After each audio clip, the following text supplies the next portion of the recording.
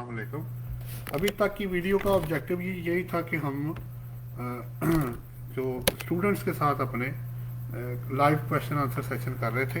अब अगर आप पब्लिक एट लार्ज में जितने मेंबर्स हैं हमारे यूट्यूब पे या लिंक्डइन पे या अदरवाइज फेसबुक पे, वो लाइव क्वेश्चन आंसर सेशन हमारे साथ कर सकते हैं। जी जनाब।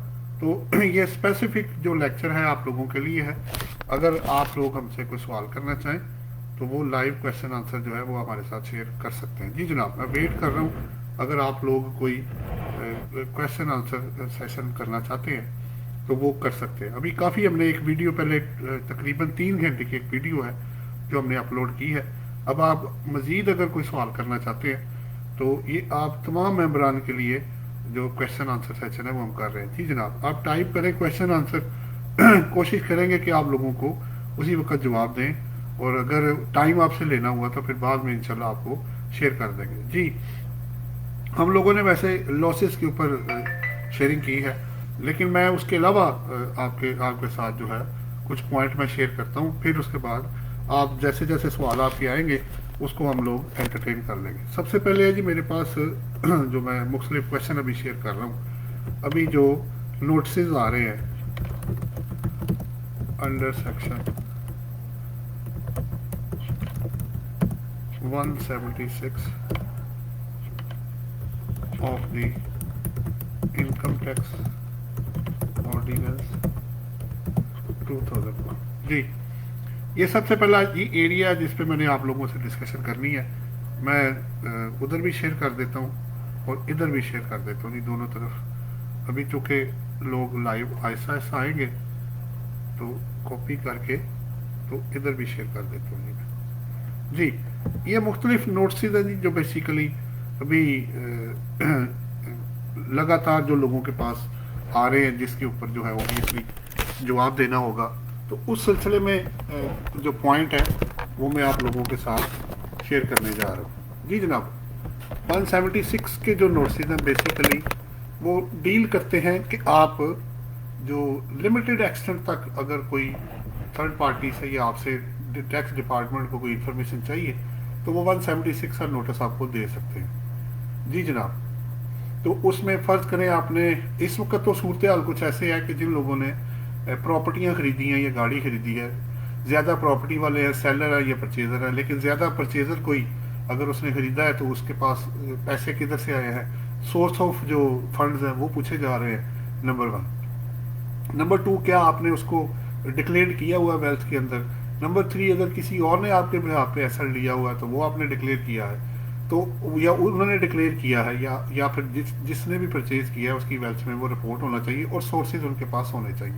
ये बेसिकली 176 का पर्पज़ है, चाहे वो गाड़ियों से कनेक्टेड है या वो कनेक्टेड है आपका प्रॉपर्टी से कनेक्टेड है। तो आपको जवाब ओबियसली इसका देना चाहिए प्रॉपर तरीके से। इसकी जो ड्यू डेट है उस पर या तो टाइम अवेल कर लें अगर आपके पास अवेलेबल इंफॉर्मेशन नहीं है, या आप क्या करें कि उसको फिर उसका रिप्लाई दें ताकि उसको, वरना अदरवाइज वो क्या करेंगे 111 सेक्शन में आपकी इनकम बना के तो उस पर टैक्स लगा देंगे। आपकी डिक्लेयर्ड इनकम में जाके ये जो स्लैब रेट होगा वो हायर साइड पे चला जाएगा अगर आपकी कोई इनकम नॉर्मल टैक्स रिजीम में आ रही है।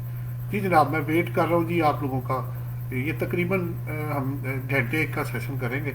आप लोग अगर कोई क्वेश्चन करना चाहते हैं तो आप लाइव क्वेश्चन जो है वो कर सकते हैं। जी जनाब, मैंने पहला पॉइंट आपके पास नोटिस अंडर सेक्शन जो 176 है उसके बारे में थोड़ी सी बात की है। अब मैं आगे चलता हूँ जी, कुछ जो पॉइंट्स हैं आपके वो नेक्स्ट नोटिस जो मजीद आ रहे हैं उससे रिलेटेड बात कर लेते हैं। फिर आगे है जी नोटिस आपके related to filing of income tax returns from tax year 2015 to 2020। जी जनाब, ये नेक्स्ट पॉइंट है मेरा कि आपको जो नोटिस हैं उसका जो नोटिस आ रहे हैं वो 2015 से लेके 2020 तक का है, वो आपके पास आ रहे हैं। जी बिलाल अहमद हमारे साथ हैं जी, वालेकुम अस्सलाम जी। बिलाल साहब कोई सवाल हो तो ज़रूर कीजिएगा। जी। और अब नेक्स्ट पॉइंट है notice related to filing of income tax returns from tax years 15 से लेकर 20 तक। अब चूंकि अभी 15 टाइम बार नहीं हुआ तो आपको नोटिस जो है बेसिकली 2015 से लेकर 20 तक के आ सकते हैं। अगर आपने टाइम नहीं लिया होगा तो आपको उसका जवाब देना पड़ेगा। एज इंडिविजुअल की बात हो रही है, अगर कंपनी या एओपी नहीं बनी है, पहले की नहीं है, तो फिर जब से वो फॉर्मेशन हुई है तब से ऑनवर्ड के उसकी रिटर्न्स को आपने जो है उसका जवाब देना पड़ेगा। जी, आपका कोई क्वेश्चन हो तो मैं ज़रूर एंटरटेन करूँगा जी। मैं कोशिश कर रहा हूँ कि जितनी शेयरिंग आप लोगों के साथ की जा सके, वो चाहे फेसबुक पे है या लिंक्डइन पे है या आपका यूट्यूब पे है, जहाँ भी है, हम कोशिश कर रहे हैं कि हर तरफ जो है लोगों को एक्सेस मिले और जो भी वो क्वेश्चन हैं वो अपने आप को अपडेट रखने के लिए वो कर सकते हैं। अच्छा जी, मैंने 2 पॉइंट्स आपको अभी दिए जी। इंजीनियर राना हुसैन साहब है, हसनैन साहब है, वो कह रहे हैं दिस वाज माय क्वेश्चन। हाँ जी, अगर राना साहब आपको जवाब मिल गया हो तो इसको फिर ओके कर दें जी, क्योंकि मैंने कोशिश की है कि जो हो रहा है इस वक्त प्रेजेंटली जो हॉट टॉपिक है उसी को शेयर किया जाए। जी जनाब। बिलाल अहमद सवाल कर रहे हैं विच income is included in taxable income of the partner. देखें बिलाल अहमद साहब, बात ये हो रही है कि अगर आप पार्टनर की इनकम में आपने जमा करना है तो आप शेयर की बात कर रहे हैं या उसकी अपनी इनकम कर रहे हैं। अगर उसकी इनकम एओपी से आई है यानी पार्टनरशिप फर्म से आई है तो वहाँ से जो शेयर आएगा वो बिफोर टैक्स वाला जो शेयर होगा वो उसकी कोई जो और इनकम जो टैक्सेबल है अंडर नॉर्मल टैक्स रिजीम उसमें ऐड करके उस पर टैक्स लगाया जाएगा। अब 2-3 एक्सेप्शन है कि अगर लॉस ऑफ एओपी है तो उसको एओपी का कंसिडर नहीं होगा। दूसरा है ये रेट पर्पज के लिए जी, उसी की बात हो रही है जी। अच्छा कि आपने क्लियर कर दिया। आपने कहा आफ्टर टैक्स और बिफोर टैक्स, वो जो शेयर आपने लेना है वो बिफोर टैक्स होगा जी। देखे ना, ये तो नहीं हो सकता कि शेयर आफ्टर टैक्स हो और आप जो इनकम ऑफर करें वो बिफोर टैक्स हो, तो वही एक अजीबोगरीब सी सिचुएशन बन जाएगी। तो बिलाल साहब, अगर आपको जवाब मिल गया हो तो आप क्लियर कर दें जी। राना साहब ने ओके कर दिया है जी जनाब। उधर से मैं आप यूट्यूब पे भी चेक कर लूँ जी। कोई क्वेश्चन हो तो आप ज़रूर कर दें जी। जी, किसी का अगर कोई क्वेश्चन हो तो वो लाइव क्वेश्चन हमें इसमें कर सकता है जी।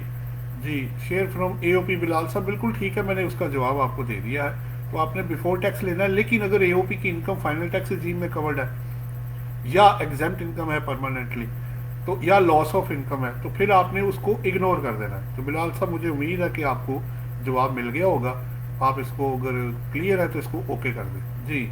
मैं यूट्यूब पे भी वेट कर रहा हूँ जी दोस्तों का, अगर कोई लाइव क्वेश्चन करना चाहे तो वो कर सकता है। यही स्ट्रीम हमने ट्विटर पे भी दी है जी, और कोशिश, और हमने लिंक्डइन पे भी दी है और फेसबुक पे भी दी है और यूट्यूब पे भी चल रही है जी।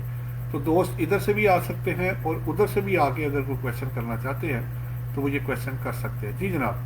तो ये मैंने आपके साथ 2 पॉइंट्स जो थे अभी मैंने शेयर किए। अब नेक्स्ट है कि अगर मैं अपनी इनकम ऑफर करना चाहता हूँ, ठीक है, तो बल्कि प्रैक्टिकल केसेस ही ज़्यादा पहले ले लेते हैं तो ज़्यादा बेहतर है। फ़र्ज़ करें अब अगर मैं जो रिटर्न है वो लेट फाइलिंग की तरफ आते हैं, जो एटीएल की लिस्ट में आने का तरीके पे थोड़ी सी बात करते हैं। प्रोसीजर जी, 1 मिनट मैं अभी टाइप करता हूँ जी। मोहम्मद एहसन साहब हमारे साथ, हम कह रहे हैं व्हाट अबाउट थर्ड एक्सटेंशन। देखें, बात ये हो रही है कि अब अगर इतना बड़ी मुश्किल से उन्होंने जी कन्विंस किया उनको सेकंड एक्सटेंशन पे, तो पॉसिबिलिटी तो ऐसा सच नहीं है। लेकिन अगर वो कर दें तो मैं नहीं कह सकता, उनकी सवाबदीद है, उनकी पावर है, लेकिन फ़िलहाल ऐसे कोई चांस नज़र नहीं आ रहे हैं जी जनाब। मोहम्मद एहसन साहब, अगर आपको जवाब मिल गया तो ओके कर दें। बिलाल अहमद साहब कह रहे हैं salary of the partner is admissible expense in AOP और नॉट। बिलाल अहमद साहब, जो जेन में रखिएगा सेक्शन 21 के थ्रू अगर आप as a partner salary receive करेंगे फ्रॉम एओपी तो वो एओपी को as a admissible expense allow नहीं होगा। वो बेसिकली शेयर बन जाएगा और शेयर के तौर पे इंक्लूडेड फॉर रेट पर्पस होगा या नहीं होगा ये बस तय करना बाकी रहेगा। तो बिलाल अहमद साहब, अगर आपको जवाब मिल गया हो तो इसको ओके कर दें जी। नेक्स्ट मैं आपसे जी कोई क्वेश्चन हो तो ज़रूर करें जी। अच्छा, अदनान साहब, अगर जवाब मिल गया हो तो ओके कर दें। नेक्स्ट मेरे पास है जी, आप इनकम को बेसिस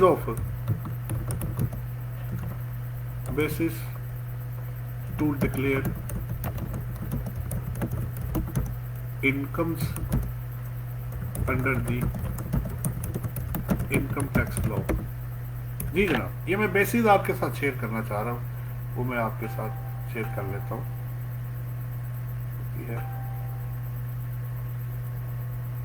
जी जनाब, बेसिस एक्चुअली ये है कि आपने अगर इनकम फ्रॉम प्रॉपर्टी, अगर आपने जैसे देखिए 5 हेड्स ऑफ इनकम है, अगर आपकी कोई भी इनकम आती है, ठीक है जी, अगर आप कोई भी इनकम कमाते हैं, मतलब इनकम फ्रॉम सैलरी है, उसके बेसिस पे बात करनी है मैंने। इसके बाद इनकम फ्रॉम प्रॉपर्टी और सो ऑन करते करते इनकम फ्रॉम अदर सोर्सेज तक जाना है। सैलरी इनकम है तो आपको पता है वो रिसीट बेसिस पे है, और जो प्रॉपर्टी इनकम है वो अक्रूवल बेस पे है, और अदर इनकम भी रिसीट बेसिस पे है। जो बिजनेस इनकम है वो डिपेंड करता है, अगर कंपनी है तो अक्रूवल बेस पे है, और अदर देन जो कॉर्पोरेट सेक्टर है वो कैश या अक्रूवल बेस पे अपने अकाउंट्स बना सकते हैं। और जो फोर्थ है कैपिटल गेन, वो डिस्पोजल ऑफ एसेट पे है, वो सीट एंड पेमेंट के ऊपर बेस नहीं करता। तो ये पांचों हेड्स ऑफ इनकम थे जो मैंने आपके साथ इसकी बेसिस शेयर करनी थी। जी जनाब, मीनवाइल एक और क्वेश्चन आ गया जी, वो कह रहे हैं, 2 क्वेश्चन आ गए जी। अजहर भट्टी साहब कह रहे हैं tax deduction 148(8) of A private limited manufacturing company, this deduction is adjustable and refundable और नॉट, प्लीज सजेस्ट। देखिए, जो इम्पोर्ट के ऊपर अगर मैन्युफैक्चरिंग कंपनी अगर उसको उसकी शेप चेंज करके बेच रही है तो ये मिनिमम टैक्स नहीं है, ये एडजस्टेबल है। आप इसको प्रॉफिट एंड लॉस अकाउंट बना के इसकी एडजस्टमेंट क्लेम कर सकते हैं। तो अफजल भट्टी साहब अगर जवाब मिल गया हो तो उसको ओके कर दें। और नेक्स्ट क्वेश्चन मेरे पास आया जी, मोहम्मद रिजवान अमीन साहब है, वो कह रहे हैं सलाम सर। वालेकुम अस्सलाम जी। सवाल वो कर रहे हैं, सर हमारी कंपनी एक नॉन रेजिडेंट बंदे को जो कि यूएसए में होता उसे पे रोल में हायर करने चाहती है, ठीक हो गया, उसके पाकिस्तान में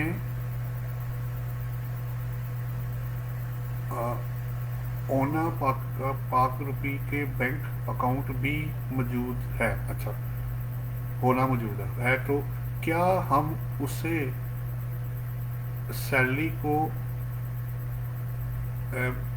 एमएडी में टैक्सेशन या सेक्शन 152 के तहत टैक्सेशन करेंगे? जो मुझे समझ आया जी, आप कह रहे हैं को सैलरी जो देनी है जो आउटसाइड पाकिस्तान है तो उसको मेरा ख्याल है आप पूछ रहे हैं कि 149 में देना या 152 में। देखिए, बात यह है कि वो आपका एम्प्लॉई है, ठीक हो। अब उसमें 2 चीज़ें हैं, अगर तो आप उसको एम्प्लॉई शो करना चाहते हैं तो वो ओबियसली 149 सेक्शन के अंदर है, और अगर आपने गुड सर्विसेज और उसमें लेके जाना है, ठीक है, तो फिर आपका 152 के अंदर जाएगा। तो आपको देखना पड़ेगा कि आप पेमेंट जिसको कर रहे हैं, क्योंकि पेमेंट्स टू नॉन रेजिडेंट जो है जिसमें रॉयल्टी है, फी फॉर टेक्निकल सर्विसेज है, फिर उसमें इंश्योरेंस है, उसमें कॉन्ट्रैक्ट्स है, उसमें बहुत कुछ है। तो आपने किस सेक्शन के तहत उसको लेके आना है। अगर ऑब्वियसली आप एम्प्लॉई में हैं तो एम्प्लॉयमेंट, अगर वो फिर डिपेंड करता है कहाँ एक्सरसाइज हुई है, ये भी देखना पड़ता है। जहाँ एक्सरसाइज की है उसके मुताबिक टैक्सेबिलिटी है। अगर उसने सर्विसेज आपको बाहर दी हैं और बाहर ही वो पैसे रिसीव कर रहा है तो आप ओबियसली उसका जो टैक्स है उसको चेक करना पड़ेगा। मेरे मुताबिक तो आपने पेमेंट टू जो आउटसाइड पाकिस्तान है उसको की है, उसका कोई परमानेंट एस्टेब्लिशमेंट नहीं है, ना कोई बिजनेस कनेक्शन है, तो आई डोंट थिंक सो कि आप पाकिस्तान में उसका टैक्स काट सकेंगे 152 सेक्शन के अंदर, ठीक है। 149 के अंदर ओबियसली अगर वो पाकिस्तान में टैक्सेबल होगा, उसकी पाकिस्तान सोर्स इनकम है नहीं, तो टैक्स किस बेस पे आप उसका काटेंगे वो उसको आपको क्लियर करना पड़ेगा। जी मोहम्मद रिजवान साहब, अगर आपको जवाब मिल गया हो तो ओके कर दें। उसके बाद नेक्स्ट क्वेश्चन आ रहा है जी, अफजल भट्टी साहब ने कहा अच्छा उनका क्वेश्चन क्लियर हो गया, थैंक यू वेरी मच जी। मैं उधर यूट्यूब पे चेक करूँ अगर कोई सवाल आया तो। जी अभी तक तो एज इट इज ही है जी।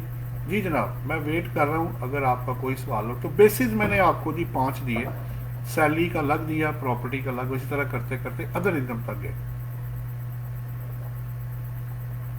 जी। नेक्स्ट एक और क्वेश्चन है, 2 आ गए जी। पहला बिलाल अहमद साहब का सवाल है, वो कह रहे हैं sir one more question, if AOP does not distribute the profit and retain the profit, ठीक हो गया, then what is the treatment in partner income tax return and wealth statement in this situation. देखिए बिलाल साहब, profit का distribute होना जरूरी नहीं है।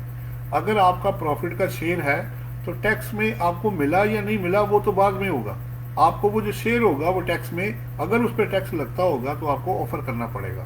तो बिलाल साहब, पैसे रिसीव करना ज़रूरी नहीं है, उसकी अप्रूवल भी अगर है और नहीं भी मिला तो तब भी आपको शेयर जो है वो डालना पड़ेगा। बिलाल अहमद साहब, अगर आपको जवाब मिल गया हो तो इसको ओके कर दें। मीनवाइल जी फयाज अहमद साहब आए, हम कह रहे हैं either individual person receiving share from AOP will liable to pay advance tax under section 147 और नॉट रिसीविंग शेयर। देखिए अगर एओपी का शेयर है तो टैक्स तो फयाज अहमद साहब वो तो एओपी ने पे करना है, मेंबर थोड़ी पे करेगा। मेंबर की तो अगर कोई टैक्सेबल इनकम आएगी वो तब पे करेगा ना। तो ये तो रेट पर्पज के लिए शेयर ऐड किया जाता है, तो उस पर एडवांस टैक्स मेंबर पे एप्लीकेबल नहीं होगा, वो एओपी पे एप्लीकेबल होगा। तो मुझे उम्मीद है फयाज साहब आपको जवाब मिल गया होगा, इसको ओके कर दें। मैं यूट्यूब पे भी देखूँ जी, अभी तक तो नहीं कोई सवाल आया जी, आगे चलते हैं। अफजाल भट्टी साहब कह रहे हैं for ATL purpose 1000 option is available while prepare PSID for 2019 only, how we pay 1000 for 2020 for ATL inclusion please suggest। देखिए अभी तक अफजल भट्टी साहब बात ये हो रही है कि जो 20 वाला है उसने 1 मार्च से अपडेट होना है, तो वो फैसिलिटी आपको 1 मार्च 2021 में मिलेगी जो आपने चालान उस वक्त जमा कराना है मेरी इंफॉर्मेशन के मुताबिक। इसलिए अभी परेशान होने की ज़रूरत नहीं है, अभी आप 19 की बेस पे ATL में आ जाए और 20 वाला जब आएगा उसको उसके मुताबिक कर लीजिएगा। मुझे उम्मीद है जी अफजाल भट्टी साहब आपको जवाब मिल गया होगा। दूसरे नंबर पे जी नेक्स्ट क्वेश्चन आया, मोहम्मद रिजवान अमीन कह रहे हैं हमारा agreement employee and employer relationship है और वो बंदा USA से यहाँ पाकिस्तान में सर्विस दे रहा है। मुझे रिजवान अमीन साहब ये बताएं कि वो आपके लिए पाकिस्तान में क्या कर रहा है, वो यहाँ मौजूद है, और अगर वो वहाँ मौजूद है तो वो वहाँ काम करता है या यहाँ काम करता है, इसको क्लियर करें। खाली पैसे लेने से बंदा पाकिस्तान सोर्स इनकम नहीं बन जाएगी। आपने एम्प्लॉयमेंट उसकी कहाँ एक्सरसाइज की हुई है, उसने काम पाकिस्तान में करना है या बाहर करना है, ये उस पर डिपेंड करता है। आप मुझे उसे क्लियर करेंगे तो फिर आपको जवाब मैं दोनों कवर कर देता हूँ। अगर तो बंदा यहाँ आके काम करता है तो उसकी पाकिस्तान सोर्स इनकम है, फिर तो आप टैक्स काट लेंगे। लेकिन अगर वो बाहर है तो फिर आप उसका टैक्स मेरी इन्फॉर्मेशन के मुताबिक तो आप नहीं काट सकेंगे, क्योंकि उसकी पाकिस्तान सोर्स इनकम है ही नहीं, वैसे भी एग्जेम्प्ट है, तो उसने पाकिस्तान में टैक्स तो देना नहीं है। चले इसको ज़रा देखिए आप रिजवान साहब। मीनवाइल सवाल आ गया, मोहम्मद तौसीफ सदीकी कह रहे हैं सर्विसेज पे with holding income tax deduct करते हैं तो PST की अमाउंट ऐड करके डिडक्ट करनी है या एक्सक्लूडिंग PST अमाउंट पे सेक्शन 153 में इंक्लूडिंग सेल्स टैक्स का वर्ड यूज हुआ है। तो जब सप्लाईज पे विद होल्डिंग टैक्स डिडक्ट करते हैं तो सप्लाईज की अमाउंट में GST इंक्लूड करके डिडक्ट करते हैं। ये सेल्स फेडरल की डोमेन है और इनकम टैक्स भी फेडरल की डोमेन है और Punjab sale tax on services Punjab की डोमेन है। Please explain sir, I am confuse. जी बड़ा अच्छा सवाल है आपका, मैं अभी जवाब देता हूँ। देखिए बात ये हो रही है, जब सर्विसेज फेडरल की डोमेन थी तो तब भी सर्विसेज में जब जहाँ जहाँ एप्लीकेबल था तो सेल टैक्स ऐड हो गई, टैक्स कटता था।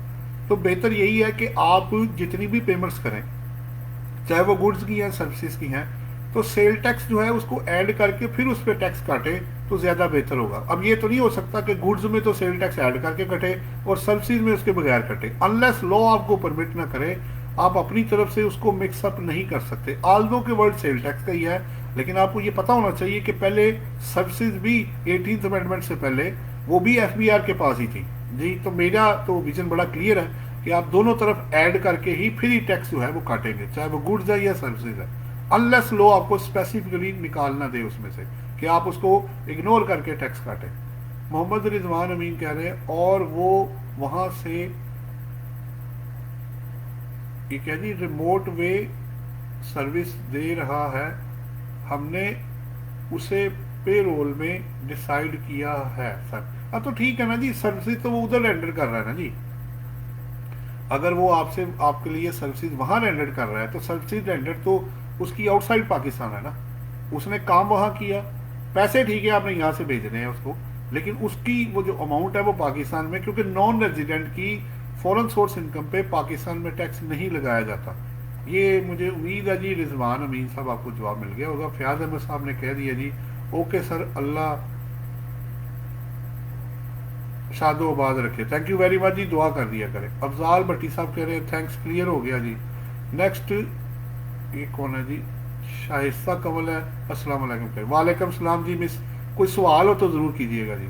बिलाल अहमद साहब हमारे साथ है, वो कह रहे हैं sir if adding AOP share in partner income exceeds 1 million, ठीक हो गया, then partner income falls in the ambit of 147 advance tax. Bilal साहब बात ये हो रही है, आप पहले नोट करें कि दो बंदे तो एडवांस टैक्स नहीं ना देंगे। अगर अगर अगर AOP का जो जो ऐड किया जाता है वो रेट पर्पस के लिए ऐड किया जाता है, ये पहले आप नोट करें, उस पर ऑलरेडी AOP टैक्स दे चुकी होती है, तो दो दफा तो टैक्स नहीं ना लगना, क्योंकि हायर स्लैब लग जाता है इस वजह से उसको उसमें लिया जाता है। अदरवाइज ये टैक्सेबल इनकम के अंदर अल्टीमेटली इसका क्रेडिट आपको मिल जाएगा, ठीक है। और आपको दो दफा तो नहीं ना एडवांस टैक्स पे करना, एक ही दफा पे करना है, तो आप अपने हिस्से का जो बनता है वो देंगे, AOP अपना टैक्स जो है वो खुद देगी जी। अगर आपको बिलाल अहमद साहब जवाब मिल गया हो तो इसको ओके कर दें जी जनाब। इधर जी यूट्यूब पे भी सवाल आ रहा है जी, वो आए हैं मोहम्मद फरीद साहब है, वो कह रहे हैं sir please guide about an AOP being covered into, अच्छा converted into private limited company, what treatment of stock pharmaceutical company. देखिए बात ये हो रही है, अगर आपने उसको कन्वर्ट कर दिया है तो जारी बात है कि उसका लीगल स्टेटस चेंज हुआ है, चीजें तो उधर ही रहेंगी ना उसकी, तो वो जो चीजें हैं उसको आप बेचेंगे, जारी बात है इनपुट आउटपुट या प्रॉफिट जो आपका आएगा उसके मुताबिक आप उसको, जब से वो कन्वर्ट हुई है दो हिस्सों में हो जाएगा। पहला हिस्सा AOP के पास, अगर वो कन्वर्ट होकर उधर चला गया है तो आपने लीगल स्टेटस उसका चेंज किया। बेहतर तो ये है कि ड्यूरिंग द ईयर ना करें, जून तक आप AOP का कर लें, उसके बाद उसको कन्वर्ट कर लें, ताकि अगले साल से पूरी जो इनकम आए उसका एक ही हिस्सा हो जो कि प्राइवेट लिमिटेड कंपनी के पास हो। अदरवाइज वो फिर ये होगा कि जो AOP ने कमाया होगा वो अलग हो जाएगा, और जो कंपनी कमाएगी उसको दो रिटर्नें आपको फाइल करनी पड़ेंगी, AOP का NTA अलग होएगा और प्राइवेट लिमिटेड कंपनी का अलग होगा। तो मोहम्मद फरीद साहब अगर जवाब मिल गया हो आपको, आपने यूट्यूब पे सवाल किया तो बड़ी अच्छी बात है, इसको ओके कर दें। मीनवाइल जी मैं फेसबुक पे वापस आ रहा हूँ, उस पर मोहम्मद रिजवान अमीन साहब ने एक और सवाल किया, वो कहते हैं सर वहाँ हमारे कोई सेटअप नहीं, सर हमारा सेटअप पाकिस्तान में सेटअप है और वो बंदा रिमोटली वहाँ से हमें सर्विस दे रहा है फॉर ओवर पाकिस्तान सेटअप। आप मुझे ये बताएं रिजवान अमीन साहब वो आपके लिए करते क्या है, चले ये बता दें, आपको मैं जवाब दे देता हूँ। बिलाल अहमद साहब ने तो ओके कर दिया है, आप मुझे ये बताएं वो आपके लिए एग्जैक्टली क्या करेंगे। अगर तो जी sir very sorry for the inconvenience, जज़ाकल्लाह सर। चले रिजवान साहब को लगता है जवाब मिल गया जी, अच्छी बात है। अगर आपको जवाब मिल गया हो तो आप, अच्छी बात है, सवाल करना आपका राइट है, मेरा काम है जवाब देना। अगर मेरे पास होगा तो मैं आपको ज़रूर जवाब दूंगा। मेरे पास बंदा जी यहाँ काम करता है, तनख्वाह उसको बाहर से आती है, अब सब्सिडी रेंडर्ड इन पाकिस्तान है तो पाकिस्तान सोर्स इनकम है, आपको टैक्स देना पड़ेगा। पैसा बाहर आने का मतलब ये नहीं है कि फॉरेन सोर्स इनकम है, और पैसा यहाँ से जाने का मतलब नहीं है कि उसकी पाकिस्तान सोर्स इनकम है, इसको जरा नोट करें आप।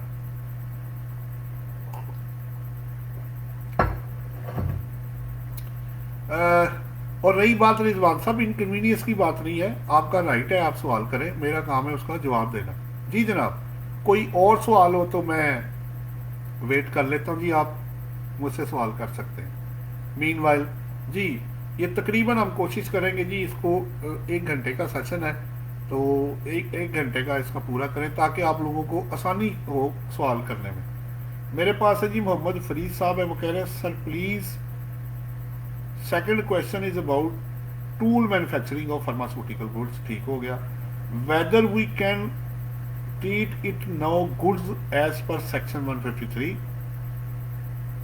और rather than treating it services in PRA and not charging sale tax. देखिए फरीद साहब, ये आज का इशू नहीं है, ये काफ़ी अरसे से ये डिस्प्यूट जो है वो चला हुआ है। अब FBR ये कहता है कि ये गुड्स की डेफिनेशन में आता है, ठीक है, जो टूल मैन्युफैक्चरिंग जिसे आप कहते हैं। PRA कहता है ये हमारे एम्बेट में आता है। तो देखिए अब इशू ये है कि आपको दोनों तरफ वो ये ना हो कि कुर्बानी का बकरा बना दें। तो अभी तो ज़्यादा लोग क्या कर रहे हैं, कुछ लोग FBR को टैक्स जमा करा रहे हैं और कुछ लोग PRA को जमा करवा रहे हैं। अब चूंकि ये उनका इंटरनल मैटर है कि वो ये रिजॉल्व कर ले कि भाई ये एक्चुअली किसका है। अब FBR कहता है मेरा है, PRA कहता है हमारा है। तो कुछ लोग, मैंने अभी आपको बताया, PRA को जमा करा रहे हैं और कुछ लोग FBR को जमा करा रहे हैं। इसके लिए आप लीगल अपने कंसल्टेंट से मशवरा कर लें कि आपके लिए बेहतर क्या होगा। लेकिन बाहर हर एक चीज तय है कि किसी एक को तो टैक्स आपको देना ही पड़ेगा। लेकिन फर्क ये है कि अगर आप FBR के पास जाते हैं तो 17% है, PRA के पास आएंगे तो 16% है। ये जरा चीजें अब आपको सारी कंट्रोल करनी पड़ेंगी और लीगल ओपिनियन लेके ही आप इस पे एक्ट कर सकते हैं। जी जनाब, नेक्स्ट क्वेश्चन। हाँ जी, कोई और क्वेश्चन हो जी? मैं फिर अपना पॉइंट शेयर करता हूँ जी, जो मैंने पहले शेयर किया। मैंने आपको 5 हेड्स ऑफ इनकम की शेयरिंग के बारे में बताया। अब मैं जा रहा हूँ जी रिकॉर्ड के बारे में कुछ थोड़ा सा आपके साथ थोड़ी सी शेयरिंग की जाए कि रिकॉर्ड जो होता है पर्पस, और उस पर थोड़ी डिस्कशन करते हैं।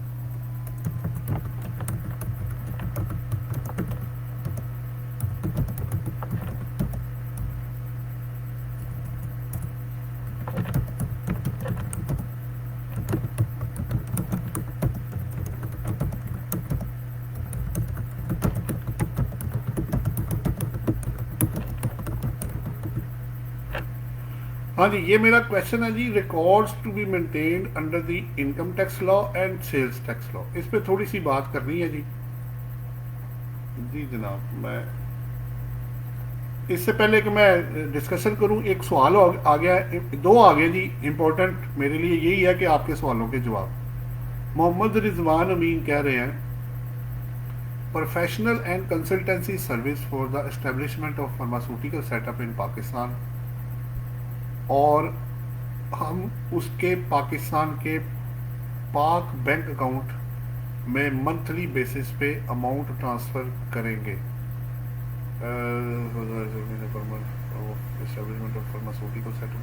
देखिए बात फिर वही है, अगर आप फिर वही बात है, आपने एग्रीमेंट किया है, सर्विसेज का एग्रीमेंट है, तो फिर आपको 152 सेक्शन के अंदर जाके आपको और 153 को, इसमें दोनों को कंबाइन करके आपको पढ़ना पड़ेगा कि जो परमानेंट इस्टेब्लिशमेंट इन पाकिस्तान है, ठीक है, उसका अपेरेंटली तो 152 के अंदर ही आ रहा है। तो जिस तरह की सर्विस होगी उसके मुताबिक, अब आपको अगर वो परमानेंट इस्टेब्लिशमेंट है तो लॉ ये कहता है फिर आपको ये भी चीज़ जेन में रखनी है कि बिल्कुल ठीक है, टैक्सेबल है। इस सूरत में डबल टैक्सेशन ट्रीटी एग्रीमेंट भी आपको जेन में रखना है। अगर वो ये फैसिलिटी प्रोवाइड करता है कि इसको रिड्यूस रेट या इसको एग्जेम्प्ट किया जाए तो फिर आप उसका टैक्स नहीं काटेंगे। और अगर आपको इनकम टैक्स लॉ में कोई क्लॉज मिल जाता है सेकंड शेड्यूल का, वो एग्जेम्प्ट करता है, या सेक्शन है या कोई ऐसा नोटिफिकेशन है जिसके थ्रू एग्जेम्पशन है, तो फिर तो ठीक है। अदरवाइज जो स्टैंडर्ड रेट 152 के अंदर एप्लीकेबल है, जो जिस पे है उस पर अप्लाई किया जाएगा। तो रिजवान साहब, अगर आपको जवाब मिल गया हो तो इसको ओके कर देंगे। बिलाल अहमद साहब ने एक और सवाल कर दिया, वो कहते हैं, sir explain section 21L of income tax ordinance 2001 tax year 2020 if we purchase one item from different vendors, ठीक हो गया, ऑन डिफरेंट डेट्स, ठीक हो गया, in cash, but every invoice is below 50K, but aggregate exceeds, ठीक हो गया, then is expense is admissible और नॉट। बिलाल साहब, बड़ा अच्छा सवाल है, माशाल्लाह आपने बड़ा अच्छा सवाल निकाला है, इससे सब लोगों को बड़ा फायदा होगा। देखिए उन्होंने आपको ये कहा है कि आप सिंगल ट्रांजैक्शन जो है वो एक पार्टी के साथ एक वक्त में जो करेंगे, वो आप 50,000 से नीचे की इनवाइस अगर होगी, अगर आपकी सप्लाई कम पे आती है और सब ने आपको 50,000 से कम वाली सप्लाई दी हुई है और आप इसको वेरीफाई करा देते हैं, तो फिर चाहे ये 4 करोड़ पे भी हो जाए, ये आप कैश में पेमेंट कर सकते हैं इनकम टैक्स लॉ में। ये 21 का L है, लेकिन ये बर्डन आप पे होगा कि आप ये साबित करेंगे कि ये वाकई जेन्युइन ट्रांजेक्शन है और पक्की इनवाइसेज है, और जो चीज़ आपने ली है ऑब्वियसली वो इतने की बनती है, और मैंने इसको, फिर आप करते क्या है, बार बार यूज़ करके आप बार बार क्यों परचेज कर रहे हैं, अब बल्क में क्यों नहीं लेते, आप डिफरेंट से क्यों लेते हैं, एक से क्यों नहीं लेते। बहरहाल डिफरेंट क्वेश्चन है, इसकी ऑथेंटिसिटी अगर आप साबित कर देते हैं और वेरिफिकेशन हो जाती है तो फिर आपको 21L हिट नहीं होगा। तो बिलाल अहमद साहब, शुक्रिया आपका कि आपने ये सवाल किया, जिससे लोगों को बड़ा फ़ायदा होगा और इसका जो विजन है और इसका जो एप्लीकेशन है उसमें बड़ा फ़ायदा हो जाएगा। जी जनाब, आगे चलते हैं। अतीक वाजिद कुरैशी साहब सवाल कर रहे हैं, can you explain about presumptive tax regime with example. देखिए अतीक वाजिद कुरैशी साहब, प्रिजम्पटिव टैक्स रिजीम पहले था, कहीं कहीं अभी भी यूज़ होता है ऑर्डिनेंस में, आपका पॉइंट बिल्कुल ठीक है, लेकिन उसमें यह है कि ज़्यादा जो यूज़ हो रहा है अब वो फाइनल टैक्स रिजीम है। अब प्रिजम्पटिव टैक्स रिजीम और फाइनल टैक्स रिजीम चूंकि एक ही है, इसमें ये होता है कि जनरली जो टैक्स कट जाता है वो फाइनल डिस्चार्ज हो जाता है। जैसे इस वक्त जो आप देख रहे हैं 2021 आपका शुरू हुआ है या आपका 20 है, तो उसके अंदर डिविडेंड इनकम, आपकी प्राइस बॉन्ड, आपकी एक्सपोर्ट, जहाँ जहाँ लो आपको मतलब एग्जम्पशन अगर उसमें नहीं है तो आप जो टैक्स पे करेंगे वो आपका फाइनल टैक्स हो जाएगा। जैसे CNG पेट्रोल पंप है, वो उसमें जो कमीशन मिलेगी पेट्रोल पंप वाले को वो भी 156A है, अगर मैं सेक्शन मिस्टेक नहीं कर रहा, तो उसके अंदर कमीशन पे जो टैक्स कटेगा फाइनल डिस्चार्ज है। तो ये कुछ एग्जांपल थी जो आपको बताना ज़रूरी थी, जिससे आपको समझ आ जाएगा कि प्रिजम्पटिव टैक्स रिजीम उसके फिर प्रॉफिट या लॉस पे टैक्स नहीं होगा, जो टैक्स कट जाएगा अंडर दी लॉ, जो के लॉ के मुताबिक होगा वो फाइनल डिस्चार्ज हो जाएगा। जी अतीक साहब, मुझे उम्मीद है कि आपको ये चीज़ समझ आ गई होगी और आप इसको ओके कर देंगे। उसके बाद दो सवाल, एक और सवाल आया जी, वो रिजवान अमीन साहब कर रहे हैं। ओके सर, जजाकल्ला सर, इट मीन्स हम किसी तरह उसको सैलरी की मद में टैक्सेशन नहीं कर सकते, बल्कि 152 के हेड तहत टैक्सेशन करेंगे, इजी है, ऐसे ही है सर? हाँ जी बिल्कुल ऐसे ही है। अगर आपने सर्विसेज का कॉन्ट्रैक्ट किया है, ठीक है, आप तो पेमेंट टू नॉन रेजिडेंट हो जाएगा, पूरा 152 सेक्शन आपको पढ़ना पड़ेगा with double taxation treaty agreement, with obviously जो एग्जम्पशंस हैं, तब जाके आप ये फाइनल करेंगे कि इस बंदे का टैक्स काटना है कि नहीं काटना है, और कब काटना है और कब नहीं काटना, या रिड्यूस रेट लगाना है। ये सारी चीज़ें आपको कंसिडर करनी पड़ेंगी। जी मोहम्मद रिजवान अमीन साहब, अगर आपको जवाब मिल गया हो तो इसको ओके कर दें। अच्छा जी, मैं आपके साथ शेयरिंग कर रहा था इससे पहले कि मैं करता, तो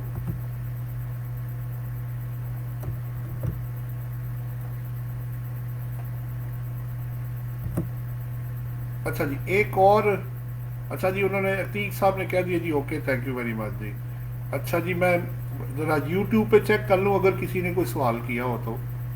जी अभी तो खैर वही है।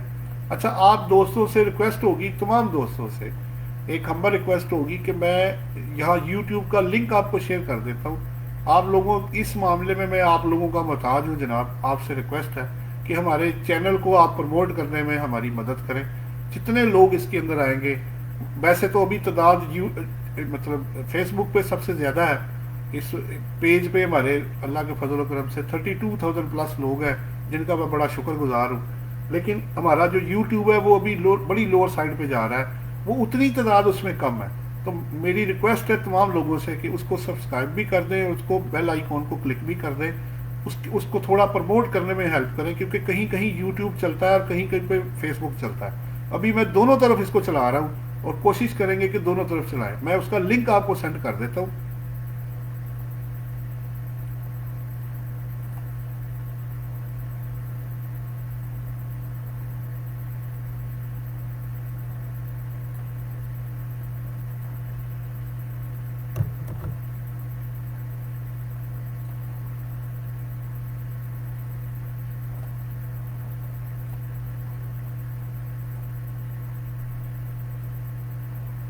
जी जनाब, ये मैंने लिंक आपको सेंड कर दिया जी। जो यूट्यूब का चैनल हमने यही institute of taxation and finance का फॉर टैक्सेशन के अपडेट्स के लिए बनाया हुआ है।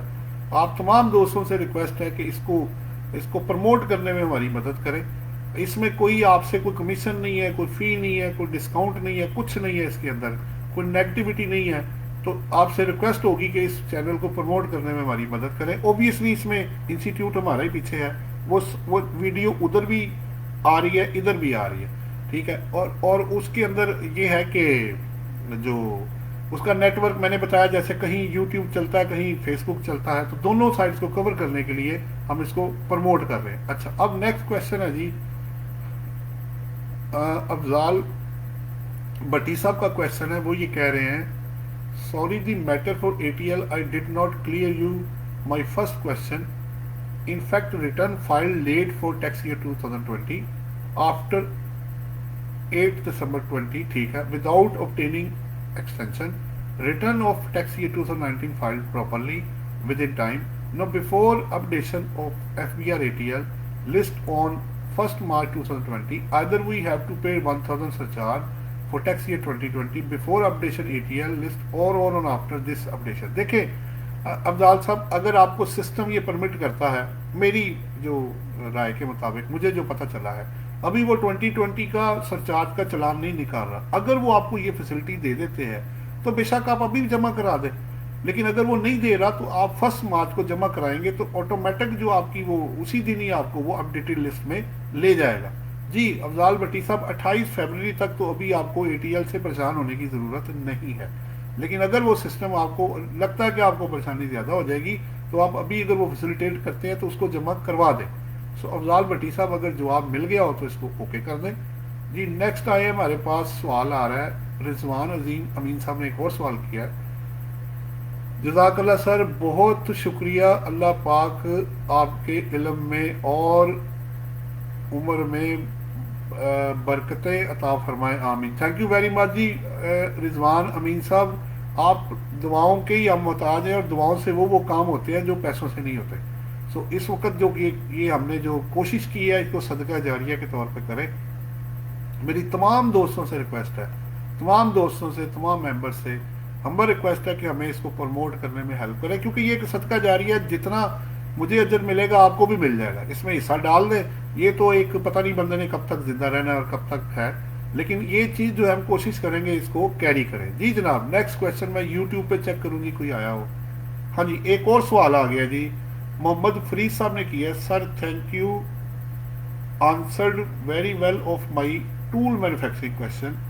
Sir one more related question जी, is in new finance act tool manufacturing may be treated as goods, so can we treat as goods and not charge sales tax? Not charge sales tax? नहीं, एक minute आप फरीद साहब, आप goods treat करके आपको किसने कहा कि सेल टैक्स चार्ज नहीं होना? सेल टैक्स तो अपनी जगह पे एप्लीकेबल है। अगर आप गुड्स भी ट्रीट करेंगे तो टूल मैन्युफैक्चरिंग पे सेल टैक्स लगा हुआ है, वो 17% हो जाएगा, और अगर आप उधर PRA के साथ कर रहे हैं तो 16% है। मैंने आपको कब कहा कि गुड्स होगा तो नहीं लगेगा? या शायद आप क्वेश्चन इस तरह आप समझ नहीं पाए मेरा जवाब। आपने FBR के अंदर गुड्स ट्रीट करनी है तो 17% सेल टैक्स होगा, और अगर आप PRA के साथ है तो 16% है। ये बात हो रही है, अनलेस लो आपको एग्जाम्पशन ना दे, आप अपनी तरफ से एग्जाम्पशन नहीं ले सकते।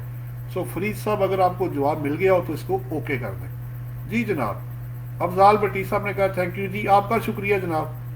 जी फरीद साहब, अगर जवाब मिल गया हो तो इसको ओके कर दें आप। जी जनाब, और कोई क्वेश्चन हो? अभी तकरीबन थोड़ा सा टाइम बाकी है जी। कोई क्वेश्चन है? इस 1 घंटे की वीडियो को कोशिश कर रहे हैं हम मैक्सिमम लोगों तक पहुंच सकें। आपका कोई क्वेश्चन हो, मैं कोशिश कर रहा हूं कि आपको लाइव उसका जवाब दे। अगर मेरे पास जवाब नहीं होगा तो इंशाल्लाह उसको वेट करके, चेक करके बाद में आपको जवाब देंगे। बल्कि एक आध कुछ लोगों ने सवाल किए भी थे, सैलरी वाला कोई क्वेश्चन था, तो सॉरी मैं कुछ जगहों पे जवाब नहीं दे सका। तो आपको जब भी क्वेश्चन मिल जाए आप मेरे साथ इधर आके शेयर कर सकते हैं। जी जनाब, तो ये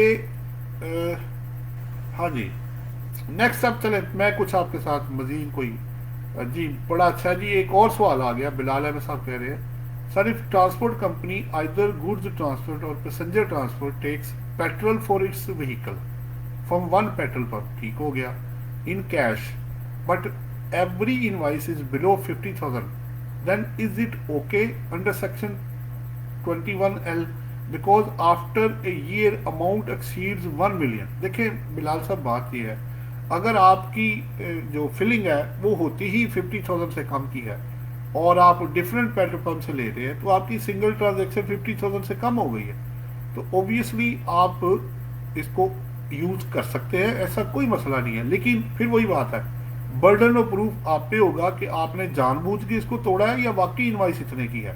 अगर ये कल को साबित हो गया कि आपने जानबूझ के तोड़ के इसको करने की कोशिश की है, तो आप कंपनी एक के साथ कॉन्ट्रैक्ट क्यों नहीं कर लेते? आप पेट्रोल उससे डलवा लें, उसकी ब्रांचों के साथ कोई कॉन्ट्रैक्ट कर लें। अगर ज्यादा का होगा तो वो क्रॉस चेक भी ले लेंगे आपसे, लेकिन डिपेंड करता है कि आप कहाँ पे हैं। लेकिन ये जरूरी नहीं है कि हर सूरत में वो क्रॉस चेक एक्सेप्ट करेंगे। कहीं कहीं वो ऑब्वियसली, क्योंकि वो कमीशन एजेंट है ना बेसिकली। लेकिन इशू आपको आ रहा है, उनको नहीं है। उन्होंने तो अपना काम करना ही करना है। जी जनाब बिलाल अहमद साहब, अगर आपको जवाब मिल गया हो तो इसको ओके कर दें। जी जनाब, इधर से अभी जो चल रहे हैं हम लोग, कोशिश कर रहे हैं कि लोगों तक मैक्सिमम ये पहुंच सके। अच्छा जी, अब मैं मेरा पॉइंट जो पहला आपको मैंने दिया था वो कुछ मैंने पॉइंट आपके साथ शेयर किए 5 हेड्स ऑफ इनकम के। अब एक काम कर लेते हैं कि उसके अगेंस्ट आप क्या क्या उसकी टैक्सीबिलिटी कैसे करनी है, थोड़ा थोड़ा उस पर सेशन कर लेते हैं। जी मैं अब आ रहा हूँ टैक्सीबिलिटी ऑफ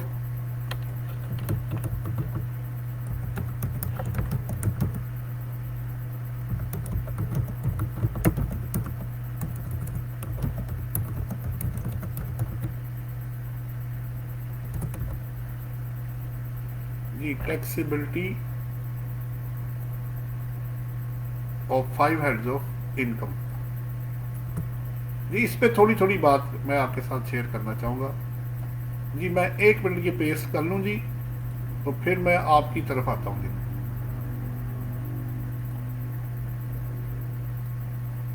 ये मैं शेयर करूंगा, लेकिन उससे पहले एक सवाल आ गया है, वो है बिलाल अहमद साहब ने एक और सवाल कर दिया। एक तो उन्होंने कर दिया okay thanks even there is 1 pump.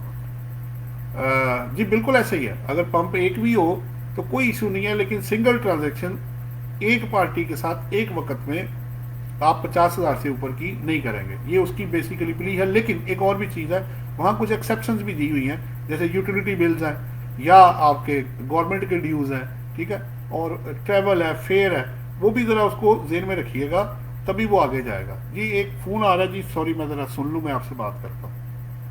Hello, वालेकुम अस्सलाम। अल्लाह का शुक्र है। जी जी डॉक्टर साहब, अभी ना लाइव सेशन चल रहा है, आप ना ऐसे करें कुछ आधे घंटे में फ़ोन कर लें। अल्लाह हाफिज़, अल्लाह हाफिज़। अच्छा जी, तो जी स्टूडेंट का फ़ोन था, चले वो तो हमने कर लिया। अच्छा वो पूछ रहे हैं जी जनाब, तो बिलाल अहमद साहब, आपको अगर मेरा ख्याल है जवाब मिल गया है, अगर आप इसको ओके कर देंगे तो बड़ा बेहतर हो जाएगा जी। जी अब मैं आ रहा था जी, मैंने आपके साथ taxability of 5 heads of income, ये बड़ा इंपॉर्टेंट एरिया जी, आपको जेन में रखना है।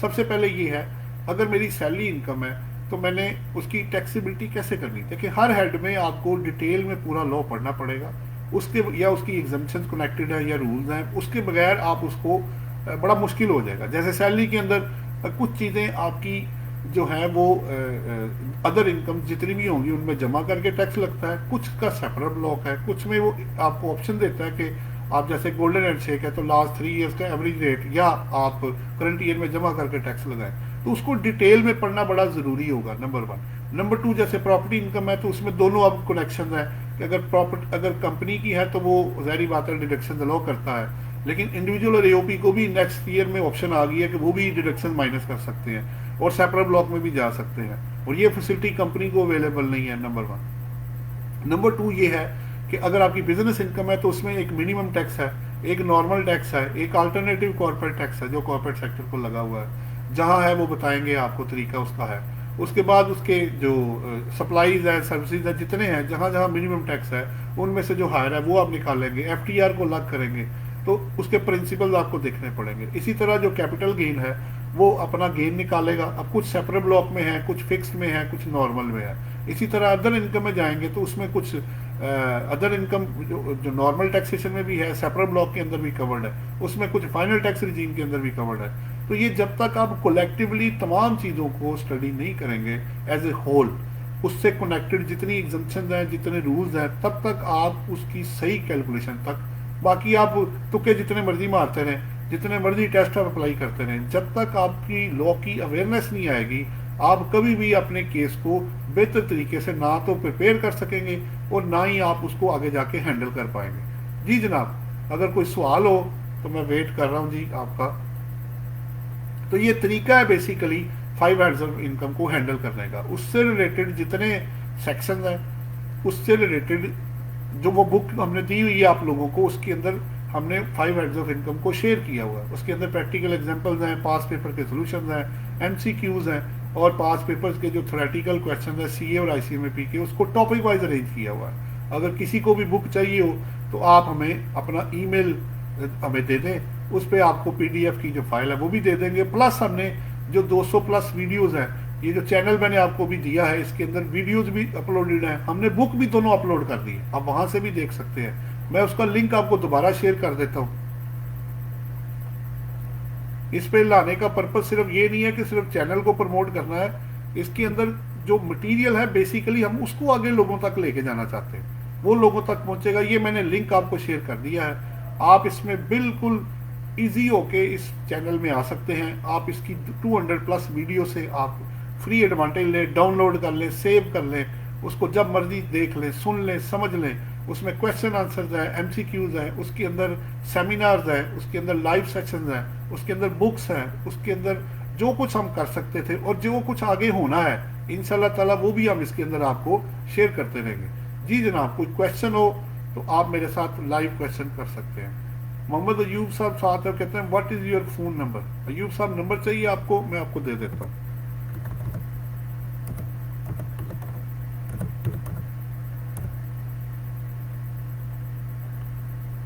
जी, ये अयूब साहब मेरा नंबर है, डायरेक्ट नंबर मैंने आपको शेयर कर दिया है, बाकी लोगों के लिए भी है।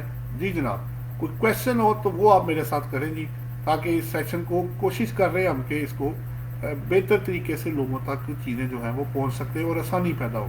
अभी जी तकरीबन 15 मिनट्स बाकी हैं, आप 1 घंटे का सेशन है, इसमें कोई क्वेश्चन आप करना चाहें तो आप कर सकते हैं। तमाम दोस्तों से रिक्वेस्ट है कि वो इसमें जो कोई भी समझते हैं वो कंफ्यूजन है, कहीं कोई एरिया है, तो लोग हमसे क्वेश्चन कर रहे हैं और इसमें आके मैक्सिमम कर रहे हैं। अच्छा चले, मैं आपको अपनी तरफ से कुछ और चीज़ें जो है वो शेयर कर देता हूँ। मेरा जो टैक्सेबिलिटी का बात हुई, अच्छा अब मैं आता हूँ आपको, इसका मतलब ये हुआ, इसका प्रोसीजर जो है रिटर्न को जो बनाने का तरीका है उस पर थोड़ी सी बात कर लेते हैं। इसका मतलब ये हुआ कि मुझे सबसे पहले सैलरी इनकम को देखना है, ठीक है। अब मेरे लिए रिटर्न फाइल करने के लिए पॉइंट्स कौन कौन से हैं जो मुझे लाजमी चेक करने हैं। So key points in order to prepare and file the income tax return, मैं ये लिख रहा हूँ जी, फिर आपसे मैं शेयर करता हूँ। की पॉइंट्स हैं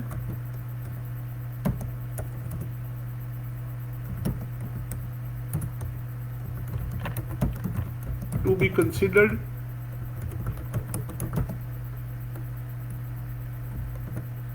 before filing of income tax return।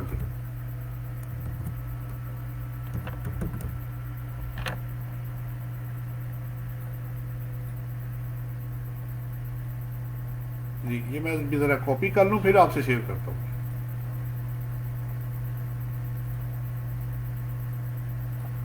अच्छा जी, मेरे पॉइंट से पहले एक दो सवाल आ गए, वो मैं ले लूँ। पहला जी, उन्होंने कहा है मोहम्मद फरीद साहब ने, sir can I have PDF book of income tax, ये जो आपकी ईमेल में। जी ठीक है, आप ने ईमेल दे दी है तो मैं इंशाल्लाह ताला कोशिश करूंगा कि मैं आपको इस सेशन के बाद जो बुक है वो आपको उसका लिंक जो है वो मैं शेयर कर दूं। बल्कि मैं इधर से ये भी ठहरे आपको अभी कर देता हूँ शेयर, मैं आपको 1 मिनट।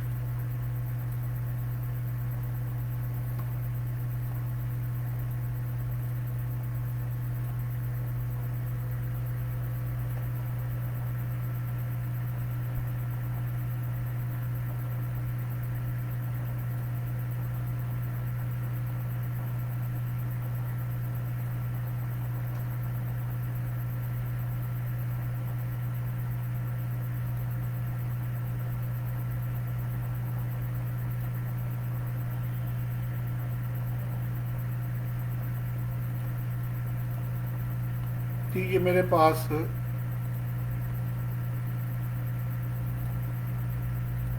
ये लिंक मैंने आपको शेयर कर दिया जी।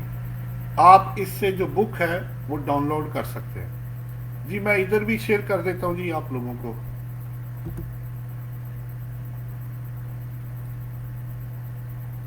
जी ये लिंक है, आप इसको यूज करके बुक को डाउनलोड कर सकते हैं। चले, एक तो ये हो गया जी। अब जो सवाल है जी, एक दो और आए हैं, वो हैं, वो भी हो गया, ये भी हो। बिलाल अहमद कह रहे हैं, in case of business if applicable assets, if appreciable assets dispose of above WDV, then gain or loss treatment in which head of income। देखिए पहली बात तो ये बिलाल साहब, अगर आपने डेप्रिसिएबल एसेट्स आपने बेचे हैं तो वो जो इनकम या लॉस आपको होगा वो सेक्शन 22 के अंदर कवर्ड है। वो आपका या बिजनेस इनकम बनेगा या बिजनेस लॉस बनेगा। तो बिलाल अहमद साहब अगर आपको जवाब मिल गया हो तो इसको ओके कर दें। आल्दो काउंटिंग ये इनकम फ्रॉम अदर सोर्सेज में जाता है जी जनाब। सनाउल्ला महर साहब हमारे साथ हैं, वो कह रहे हैं वंडरफुल सेशन, जज़ाकल्लाह sir, thank you very much sir. Sanaullah साहब दुआ कर दिया करें, इससे बड़े मसाइल बंदे के हल हो जाते हैं जी। आगे जी उधर कोई और मैं देखता हूँ जी और कोई सवाल आप लोगों का हो तो मैं वेट कर रहा हूँ जी। आप लोग आप आए, जितने मेंबर हैं तमाम लोगों को वॉलंटियरली तौर पे ऑफर है जी, आप आ जाए। कोई सवाल है तो मैक्सिमम फ़ायदा जो है आप इसका उठा लें। कोशिश यही है कि आप लोगों तक जितना एक्सेस हमें मिल जाए, जितने हम लोगों तक पहुंच जाए, उतना ही इस सदका, मैं तो इसको अगर स्टेट बात करूं तो मैं इसको सदका जारिया समझ के कर रहा हूं।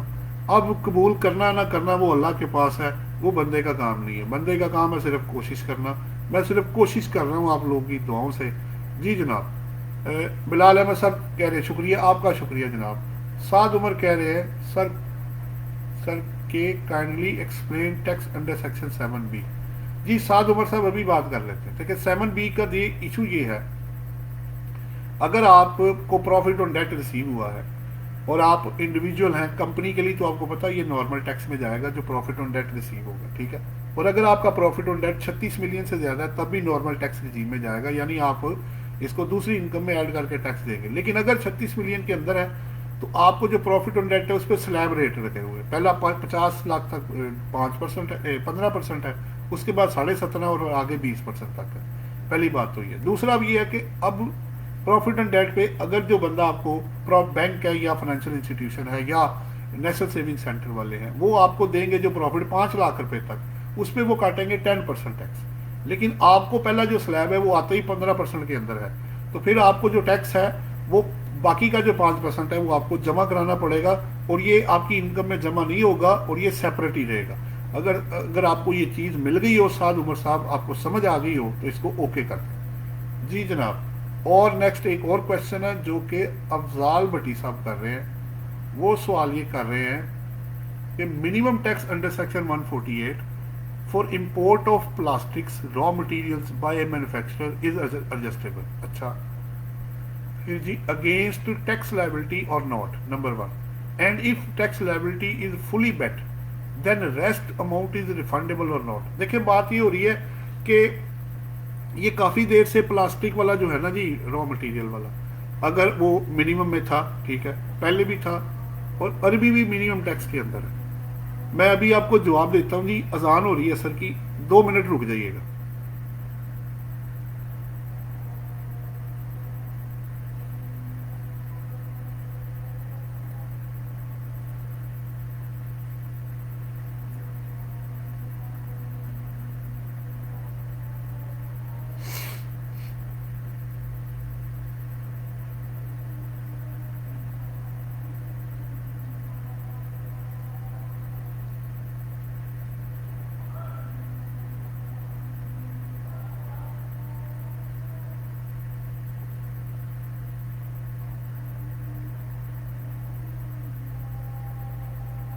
मैं जवाब देता हूँ जी, इंशाल्लाह अजान हो जाए ज़रा।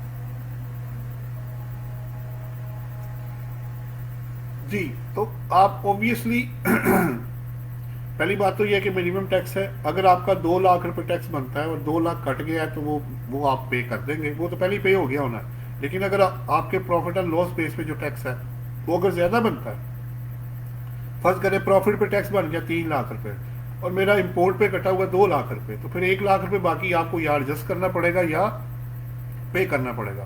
सो अफजाल भट्टी साहब अगर जवाब मिल गया हो तो काइंडली इसको ओके कर दें। साद उमर साहब ने ओके कर दिया, थैंक्स ए लॉट। साद उमर एक और सवाल कर रहे हैं, वो कह रहे हैं सर आप फेसबुक के अलावा और किस सोशल मीडिया फोरम पर लाइव सेशन करते हैं, काइंडली बता दें जज़ाकल्लाह। तो ये साद उमर साहब, हम लोग इस वक्त ये जो सेशन आपके साथ हो रहा है ये यूट्यूब पे भी जा रहा है, ये आपका लिंक्डइन पे भी जा रहा है और फेसबुक पे भी आ रहा है। आप इसको यूज कर सकते हैं। मैं आपको यूट्यूब का लिंक दे देता हूँ, आप उस पर भी आ सकते हैं।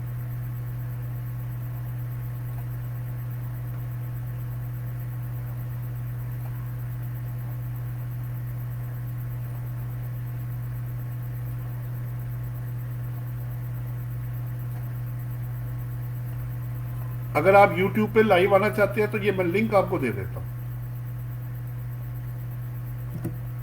ये लिंक मैंने शेयर कर दिया है अगर आप उस पर आ जाएंगे तो आप लाइव उसमें YouTube के ऊपर आप जा सकते हैं। जी जनाब, कोई और सवाल हो जी?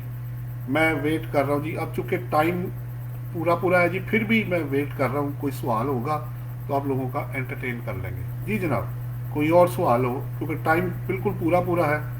साद उमर ने नोट कर लिया, चले अच्छी बात है जी। जी जनाब, कोई क्वेश्चन हो तो, चूंकि टाइम 5-1 मिनट बाकी है जी, इसमें अगर कोई क्वेश्चन हो तो मैं आपका एंटरटेन कर लेता हूँ। जी जनाब, फिर मैं यूट्यूब पे भी चेक करूँ जी, वहाँ पे वहीद सर जी, वहीद साहब कोई सवाल हो तो ज़रूर कीजिएगा। आप अगर आपके पास कोई चीज़ है शेयर करने के लिए तो ज़रूर करें जी। आप पीत कह रहे हैं जी, income taxation of third schedule item distributor. देखिए बात ये हो रही है कि अगर थर्ड शेड्यूल आइटम है तो आपको पता है प्राइस तो पहले ही मैन्युफैक्चरर ने या इंपोर्टर ने फिक्स की हुई है। अगर वो पहले से फिक्स है तो आपने तो सिर्फ डिस्ट्रीब्यूशन करनी है। अगर आप प्राइस चेंज नहीं कर सकते तो ज़ाहिर बात है आपने प्राइस वही रखनी है। आपको जो चार्जेस मिलेंगे डिस्ट्रीब्यूशन के, ज़ाहिर बात है उसके ऊपर ही आपने जो टैक्सेशन है आपकी एप्लीकेबल होगी। इनकम टैक्स में ज़ाहिर बात है आपकी प्राइस सेम होगी, डिस्ट्रीब्यूशन चार्जेस आपको मिलेंगे, उस पर आप प्रॉफिट एंड लॉस अकाउंट बना के ऑफर कर देंगे। नंबर 1। नंबर 2, अगर सेल टैक्स की बात करें तो इनपुट आउटपुट आपका वैसे ही बराबर है। अगर वो सर्विस चार्जेस होंगे तो PRA वाले सेल टैक्स में आएंगे। अगर डिस्ट्रीब्यूशन चार्जेस है तो वो FBR तो नहीं उस पर कुछ करेगा, क्योंकि आपकी इनपुट और आउटपुट दोनों बराबर होंगे। जी जनाब, भाई सब अगर जवाब मिल गया हो तो इसको ओके कर दें जी। और कोई सवाल हो जी? मैं वेट कर रहा हूँ जी। अब तकरीबन 2 मिनट्स बाकी हैं जी, तो पूरे 1 घंटे का ये सेशन है आपके सामने है। आप जितने लोगों को इसके अंदर लेके आएंगे, मेरी तमाम दोस्तों से रिक्वेस्ट है। अब फेसबुक पे माशाल्लाह इतनी तादाद है, वो 32,000 प्लस है। और जब मैं फेसबुक पे जाता हूँ यूट्यूब के ऊपर तो वहाँ सिर्फ 2000 प्लस की तादाद है। तो लोगों से दरख्वास्त है, रिक्वेस्ट है, हम्बल रिक्वेस्ट है कि उसको हमारे चैनल को प्रमोट करने में हमारी मदद करें। मैं आपसे कोई कमीशन या अनड्यू बेनिफिट को नहीं लूँगा और ना इसमें कोई चार्जेस है। और इंशाल्लाह ताला फ्यूचर में भी आप लोगों को वीडियो जितनी हो सकता है, जहाँ तक पॉसिबल है, ये क्वेश्चन आंसर सेशन जो है इसको हम कैरी करेंगे। अब मैं कोशिश कर रहा हूँ कि आप लोगों के साथ एक टाइम जो है वो फ्रेमवर्क भी तय किया जाए। आहिस्ता आहिस्ता जो है हम उस तरफ भी जा रहे हैं। थोड़ा सा वक्त मुझे दरकार होगा, लेकिन इंशाल्लाह ताला हम जो है एक टाइम फ्रेमवर्क भी तय कर लेंगे। अभी फ़िलहाल ये है कि संडे जो बाकी दिन है वर्किंग डेज, उसमें कोशिश कर रहे हैं हम कोई 7 से 8 बजे का टाइम रखें। अभी सोच रहे हैं इंशाल्लाह ताला, आप दुआ करें कि उसमें अल्लाह हमारी मदद करे और उसमें हम कामयाब हो जाएं। जी मुमताज़ अली शेख साहब कह रहे हैं, सर अस्सलाम वालेकुम। वालेकुम सलाम जी। If I am distributor of fertiliser and company already deduct my tax under section 236G. FBR has intimation me 147 advance tax to pay. What is the statement of it? देखिए बात ये है, अगर 236G में आपका टैक्स कटा है तो आप उसको जाके चेक करें। मेरे इंफॉर्मेशन के मुताबिक वो एडजस्टेबल है। अब आपने अपना प्रॉफिट एंड लॉस अकाउंट बनाना है। आप जो भी आपका प्रॉफिट आएगा, जो ठीक है, और जो जो भी एप्लीकेबल टैक्स है, मिनिमम टैक्स या जो भी आपका बनता है एक्चुअल लाइबिलिटी, उसकी 4 किस्तें आपने करनी है और एडवांस टैक्स आपको देना पड़ेगा। वही साहब कह रहे थैंक्स जी। मुमताज़ अली शेख साहब को अगर जवाब मिल गया हो तो ओके कर दे। अब मीनवाइल इधर एक सवाल है जी, बिलाल अहमद साहब कर रहे हैं फेसबुक पे। वो कह रहे हैं sir in case of non resident not to require file wealth statement but on IRIS there is separate return for non resident having no source of income in Pakistan contains wealth statement items. देखिए बात ये हो रही है, देखें बिलाल साहब, बात यह है कि नॉन रेजिडेंट को वेल्थ स्टेटमेंट फाइल करना लाजमी नहीं है। अब हम क्या कर रहे हैं कि उनकी बना के रख तो लेते हैं, लेकिन कल को जब वो मांगेंगे तो हम उसको दे देंगे। अब रही बात कि अगर वहां पड़ा हुआ है वो नॉन रेजिडेंट का केस है तो आप 0-0 फिल करके दे दें, कोई इशू नहीं है उसके अंदर, क्योंकि वेल्थ स्टेटमेंट तो उसको रिक्वायर्ड ही नहीं है। लेकिन आप अपने लिए बना के रख लें ताकि कल को अगर कमिश्नर इन रेवेन्यू आपसे मांगे तो आप उसको दे सकें। तो बिलाल अहमद साहब अगर जवाब मिल गया हो तो ओके कर दें। अच्छा, फिर वो कह रहे हैं then how to opt this return. देखें बात यह जो आप पे एप्लीकेबल है आपने तो वही रिटर्न फाइल करनी है ना, आपकी ऑप्शन पे नहीं होती है। अगर आपके ऊपर जो रिटर्न एप्लीकेबल है आपने वही वाली फाइल करनी है। आपके पास ऑप्शन नहीं होती कि जी मैं चाहता हूँ उधर चला जाऊँ तो मैं चाहता हूँ इधर। जो लॉ कहेगा आपने उसके मुताबिक करना है। बिलाल साहब अगर आपको जवाब मिल गया हो तो आप इसको ओके कर दें जी। इधर मुमताज़ अली शेख साहब अगर आपको जवाब मिल गया, R&D tax deducted by manufacturers again how I come in advance tax ambit. देखिए बात ये हो रही है मुमताज़ अली शेख साहब, आपने 2 दफ़ा टैक्स नहीं देना। अगर आपका टैक्स पहले कट गया है तो वो तो उसने काटना विद होल्डिंग एजेंट ने। आप अपनी लाइबिलिटी निकालें, उसमें से जो कटा होगा वो आप माइनस कर दीजिएगा, बैलेंस जो होगा वो आपको देना पड़ेगा। आपने अपनी लाइबिलिटी डिस्चार्ज करनी है और उसने अपनी करनी है। तो शेख साहब अगर जवाब मिल गया हो तो इसको ओके कर दें। और इधर भी अगर बिलाल अहमद साहब जवाब मिल गया हो तो इसको ओके कर दें। आप ओके कर दें जी तो मैं इस वीडियो को फिर क्लोज करता हूँ जी। चले, उन्होंने ओके कर दिया जी। शेख साहब अगर आपको भी मिल गया हो तो ओके कर दें, क्योंकि टाइम 1 घंटा पूरा हो गया है। नेक्स्ट इंशाल्लाह ताला फिर आपके साथ क्वेश्चन आंसर सेशन के साथ फिर कोई सेशन करेंगे। तब तक अब यही रिक्वेस्ट है कि जो हमने आपको लिंक दिया है जी उसको हमें प्रमोट करने में हेल्प करें। आप लोगों का बहुत बहुत शुक्रिया। अब मुझे इजाज़त दें। अल्लाह हाफिज़।